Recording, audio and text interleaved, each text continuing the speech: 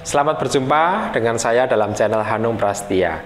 Pada kesempatan ini, saya ingin berbagi bagaimana menggunakan hipnopresur untuk mengatasi migrain atau sakit kepala. Hipnopresur merupakan kombinasi antara hipnosis dan akupresur. Nanti kita akan praktekkan, silakan Anda amati, Anda simak sambil Anda dengar, dan pastikan Anda like, komen, dan subscribe channel ini. Baik, untuk titik pertama adalah heku. Heku lokasinya di sini, ya.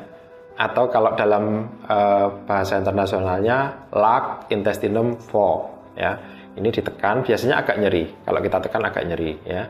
Kemudian titik yang kedua adalah pai hui. Pai hui, ya, itu letaknya di antara letaknya ini puncak dua daun telinga, ya, pas di tengah-tengah. Atau kalau pakai tangan pasien ini begini, ya, ini begini, lurus ini. Nah, ujung dari jari tengah inilah titik pai hui, ya. Oke. Kemudian titik selanjutnya adalah yintang. Yintang di sini, ya. Yintang di sini, pangkal hidung. Kemudian titik selanjutnya adalah taiyang atau pelipis di sini. Dan yang titik terakhir di sini di puncak. Puncak itu terletak satu ibu jari tangan dari batas rambut belakang dalam sebuah lekuan dan pada pertengahan batas leher belakang. Saya ulangi, puncak atau kode internasionalnya gallbladder 20, ya. Ini terletak satu ibu jari tangan dari batas rambut belakang dalam sebuah lekuan dan pada pertengahan batas leher belakang. Ini ada lekuan, di sini puncak, ya. Ditekan agak nyeri. Baik, kita akan praktekkan bagaimana melakukan hipnopresur untuk mengatasi sakit kepala atau migrain. Saya akan hipnosis dulu. Tentunya sebelumnya pasien ini sudah kita lakukan pengkajian sehingga kita tahu masalahnya dan karakternya, ya. Dan ini saya lakukan dengan cara cepat. Sebetulnya ada metode induksi yang sangat nyaman, yaitu Hanung induksi. Tapi untuk kesempatan ini saya tidak melakukan teknik Hanung induksi. Saya pakai teknik biasa yang cukup efektif juga. Oke. Ketika pasien sudah tidur, kita cek apakah dia benar-benar sudah tidur atau belum. Salah satu cirinya adalah tangannya rileks lemes. Ketika rileks lemes berarti dia sudah dalam kondisi terhipnosis.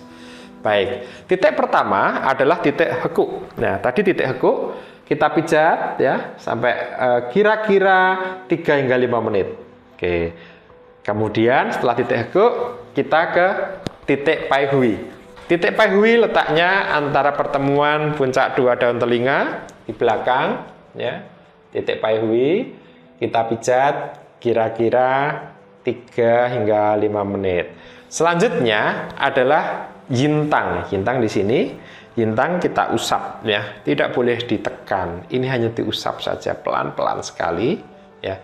Nah, ini juga 3 hingga 5 menit. Selama kita melakukan akupresur ini, kita sambil memberikan sugesti, ya. Saya beritahu dulu tempatnya. Oke. Kemudian titik taiyang. Oke, kita pijat kira-kira 3 hingga 5 menit.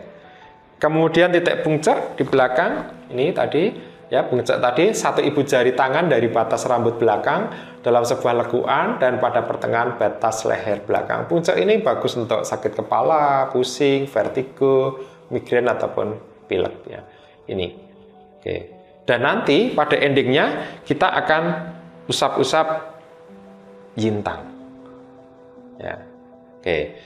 Jadi, saya ulangi, saat kita melakukan pemijatan mulai dari titik heku, sugestikan nyaman, nyaman, nyaman, sambil rilekskan seluruh otot tubuh. Kemudian kita lanjutkan pai hui juga demikian, nyaman. Rasakan kepala menjadi semakin rileks, kepala semakin nyaman, semakin rileks. Lakukan kira-kira 3 hingga 5 menit. Kemudian pada yintang juga sama, yintang tidak boleh ditekan, hanya diusap saja. Oke. Semakin nyaman, rasakan tubuh sangat nyaman, kepala rileks, nyaman, nyaman.